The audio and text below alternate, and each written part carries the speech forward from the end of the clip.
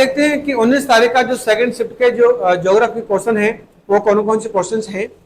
तो यहाँ पर देखिए जो पहला क्वेश्चन है आपका ये है कि भारत के किस राज्य में नीर महल उत्सव मनाया जाता है।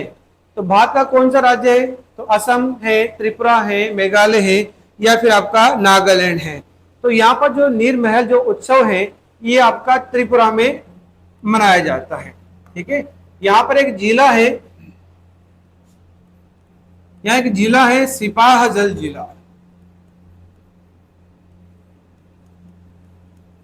सिपाहजल जिला, तो इस जिले में आपका जो है ये नीरमहल महोत्सव मनाया जाता है। तो यहाँ पर सही आंसर हो जाएगा आपका बी नंबर त्रिपुरा।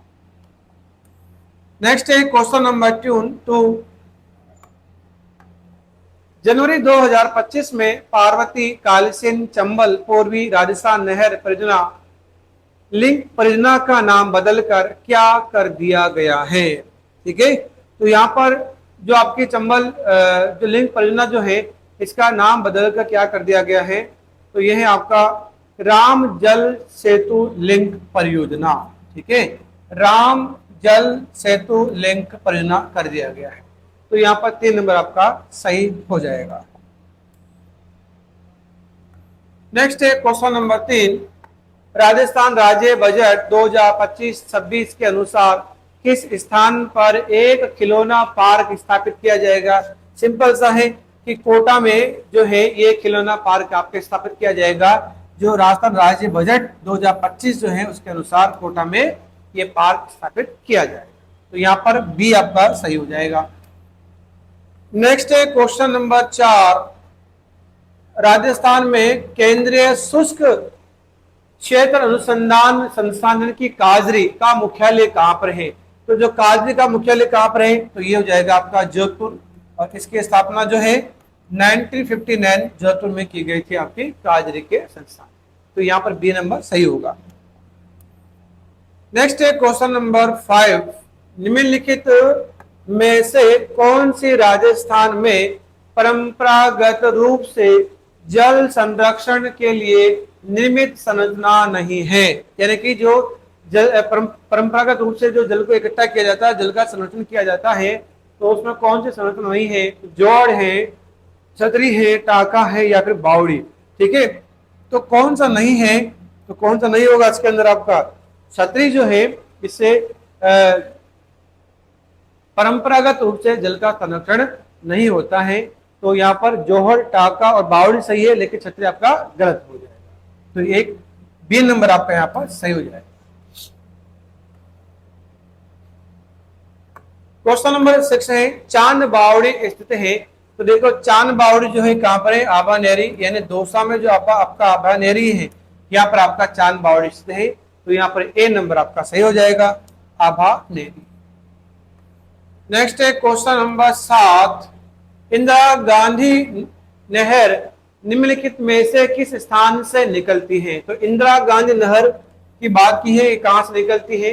तो मानपुर, देवास पहाड़ी, जवाहर सागर बांध या फिर आपके हरिके बैराज। ठीक है, तो आपकी जो नदियां हैं यानी कि सतलज नदी और जो आपकी व्यास नदी है,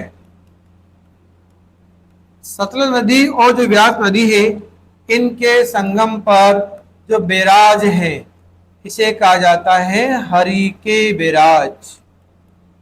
और हरिके बैराज जो कि कहां पर आपके पंजाब में है, और यहीं से क्या है आपकी इंदिरा गांधी नहर IGNP परियोजना या इंदिरा गांधी नहर निकाली गई है। ठीक है, तो यहां पर डी आंसर जो है आपका सही होगा, हरिके बैराज। क्वेश्चन नंबर है 8। राजस्थान में निम्नलिखित में से कौन सी खारे पानी की झील है। तो खारे पानी की बात करें तो पिछोला ये आपके उदयपुर में है, लेकिन ये मीठे पानी की झील है। जयसमन ये आपके सलूम्बर में है, ये भी आपके मीठे पानी की झील है। पचपदरा ये आपके बालोतरा में है, ये आपकी खारे पानी की झील है। और बड़ी झील ये आपके उदयपुर में है और ये मीठे पानी की झील है। तो खारे पानी की झील कौन सी आपकी यहाँ पर पंचपदरा है, जो कि लवणता की दृष्टि से राजस्थान की और भारत की भी क्या है, सबसे बड़ी खारे पानी की झील है। नेक्स्ट है क्वेश्चन नंबर 9। राजस्थान में बिसलपुर प्रमुख सिंचाई परियोजना निम्नलिखित में से किस नदी पर निर्मित है? तो बिसलपुर सिंचाई परियोजना कहां पर है? आपके बनास पे है, माही पे है, साबरमती पे है, या फिर बाणगंगा पे है? तो ये है आपके बनास नदी पर है, यानी कि टोंक में देवली के पास आपके बिसलपुर बांध है, और यहाँ पर आपका बिसलपुर सिंचाई परियोजना भी यहाँ पर है। तो नदी कौन सी जाएगी? बनास। तो यहाँ पर ए नंबर सही हो जाता है। नेक्स्ट है क्वेश्चन नंबर है 10। भारत की जनगणना 2011 के अनुसार राजस्थान की कुल जनसंख्या का लगभग कितने प्रतिशत जनसंख्या ग्रामीण क्षेत्रों में रहती है? तो ग्रामीण क्षेत्रों में जो है वो कितनी परसेंट जनसंख्या रहती है आपके 2011 की जनगणना के अनुसार? ठीक है, तो लगभग देखें तो ग्रामीण क्षेत्र में यहाँ पर देखें तो 75.13% जनसंख्या जो है वो कहां पर निवास करती है? ग्रामीण क्षेत्र में निवास करती है। तो यहाँ पर जो है लगभग कितना जाएगा? 75%, यानी कि बी जो है सही है। नेक्स्ट है क्वेश्चन नंबर है 11। जयपुर किस जिले के सांगानेर क्षेत्र के निकट बांडी नदी पर कौन सा बांध बनाया गया है? ठीक है, तो जयपुर जिले का जो सांगानेर क्षेत्र है और यहाँ पर जो आपकी बांडी नदी है, तो इस पर कौन सा बांध बनाया गया है? ठीक है, तो बांध कौन सा बनाया गया यहाँ पर? तो खलक सागर बांध जो है ये आपकी बांडी नदी में बनाया गया। तो यहाँ पर बी जो है सही हो जाएगा। क्वेश्चन नंबर है 12।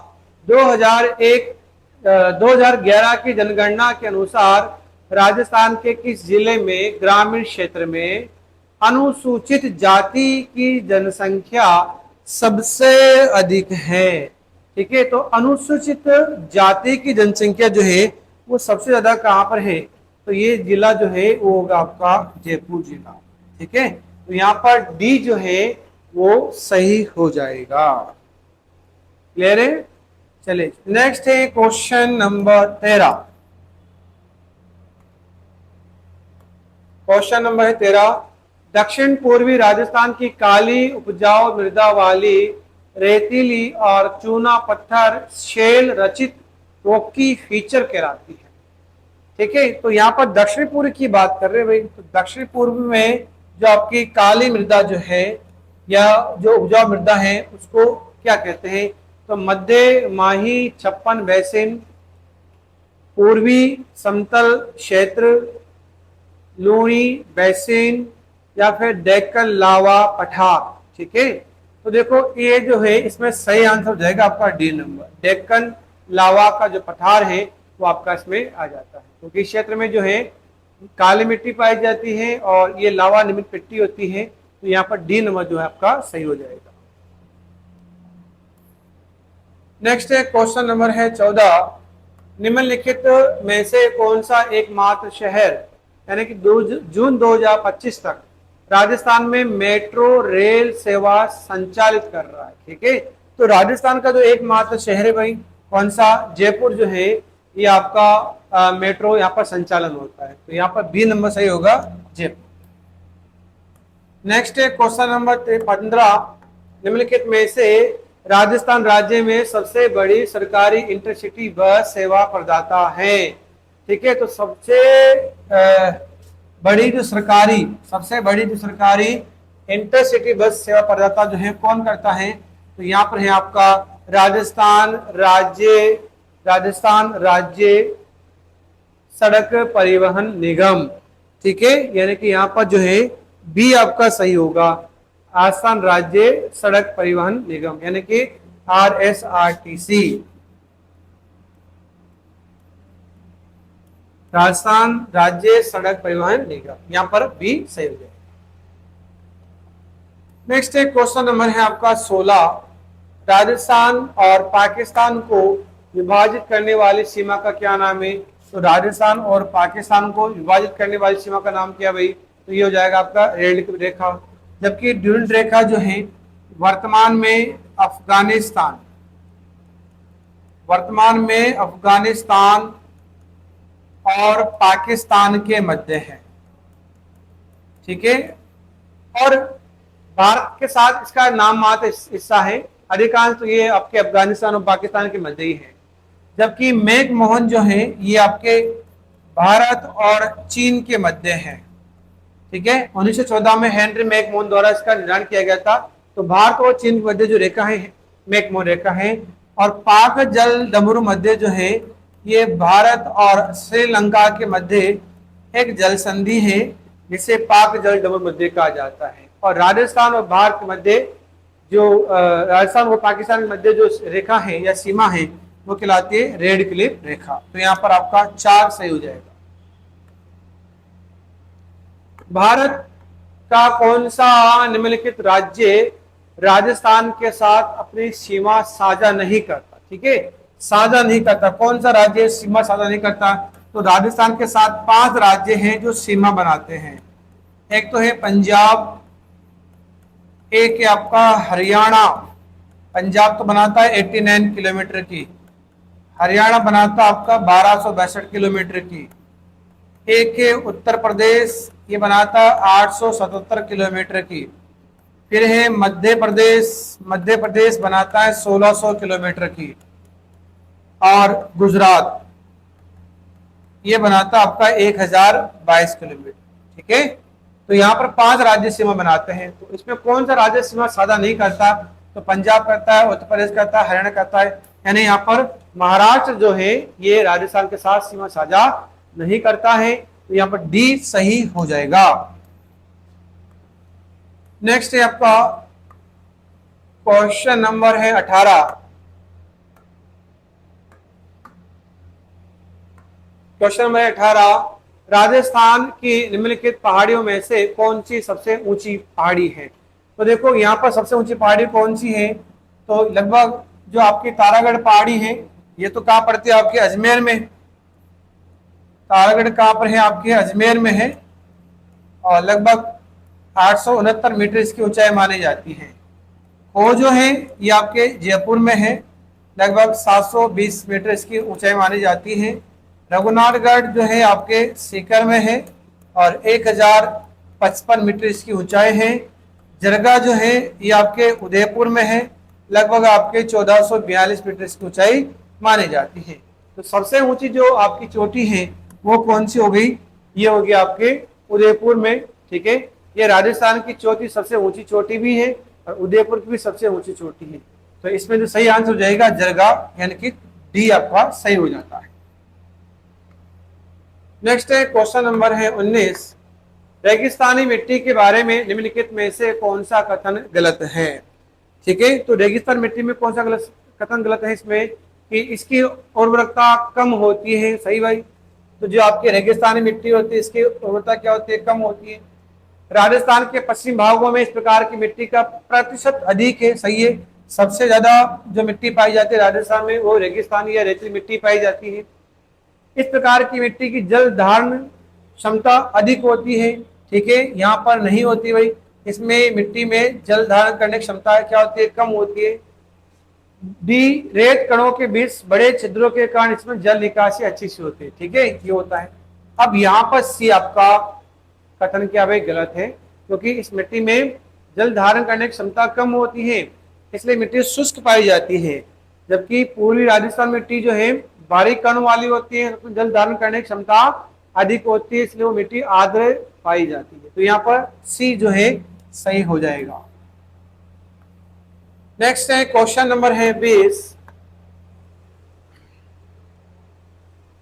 राजस्थान में कमरों को ठंडा और प्राकृतिक रूप से सुगंधित रखने के लिए पारंपरिक रूप से इस्तेमाल की जाने वाली जो घास है, ठीक है, उस प्रजाति का क्या नाम है? तो बरमुंडा घास या वेटिवर, या इसको खस घास भी कहते हैं, ब्लू पैनी घास या सेवण घास। ठीक है, तो परंपरागत रूप से जो कमरों को ठंडा रखा जाता है या सुगंधित रखा जाता है तो वो कौन है आपका? वो हो खस घास। राजस्थान में खस घास अगर बात करें तो सबसे ज्यादा खस घास जो है ये आपके सवाई माधोपुर, भरतपुर और टोंक में ये घास सबसे ज्यादा पाई जाती है। सवाईमाधोपुर, भरतपुर, टोंक में खस घास सबसे ज्यादा पाई जाती है। तो सबसे ज्यादा सुगंधित और कमरों को ठंडा रखने के लिए प्राकृतिक रूप से खस घास का प्रयोग किया जाता है। नेक्स्ट है क्वेश्चन नंबर है 21। निम्नलिखित में से कौन सा एक अभिगम है जिसमें राज्य वन विभाग वन संरक्षण और प्राकृतिक संसाधन प्रबंधन में स्थानीय वनवासी समुदाय का समर्थन करते हैं? ठीक है, तो यहाँ पर क्या होगा भाई, तो यहाँ पर हो जाएगा आपका 4 नंबर डी नंबर, संयुक्त वन प्रबंधन जो है इसका आपका सही आंसर हो जाएगा। ठीक है,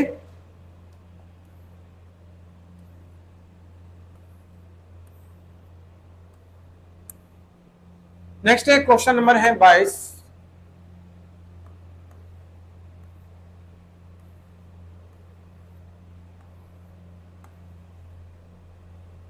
क्वेश्चन नंबर है 22। राजस्थान में जैसलमेर जिले का अधिकांश भाग किस प्रकार के जलवायु क्षेत्र में आता है? तो जैसलमेर किस में आता है? अर्ध शुष्क में, आर्द्र जलवायु क्षेत्र में, अति आर्द्र जलवायु क्षेत्र में या शुष्क क्षेत्र में? तो देखो जैसलमेर का जो अधिकांश भाग जो है वो किस में आता है? ये आता आपका शुष्क क्षेत्र में आता है। तो यहाँ पर डी आपका सही है। नेक्स्ट है क्वेश्चन नंबर 23। निम्नलिखित में से कौन सी नदी चंबल नदी की सहायक नदी नहीं है? तो देखो पार्वती नदी, कालीस नदी, जवाई नदी या फिर बनास, ये बनास है। ठीक है, ये नदी कौन सी आपकी? ये हो जाएगी बनास नदी। ये है आपका बनास नदी। ठीक है, तो यहां पर कौन सी चंबल के सहायक नदी नहीं है? तो ये हो जाएगी आपकी जवाई। जवाई किसके सहायक है? तो जवाई तो है आपकी लूणी की सहायक है। ठीक है, तो यहां पर सही आंसर हो जाएगा सी, जवाई नदी। ठीक है, तो ये 19 तारीख का जो सेकंड शिफ्ट है इसमें लगभग आपकी ज्योग्राफी के 23 क्वेश्चन है। ये सारे क्वेश्चन हमने हल कर लिए हैं। ठीक है, आशा करते हैं कि ये क्वेश्चन आपको मददगार करेंगे, तो इनको दोबारा करके आप देख सकते हो। ठीक है, तो नेक्स्ट है आपके क्वेश्चन नंबर, नेक्स्ट है आपका जो 20 तारीख का है उसका फर्स्ट शिफ्ट का क्वेश्चन है। ठीक है, तो देखते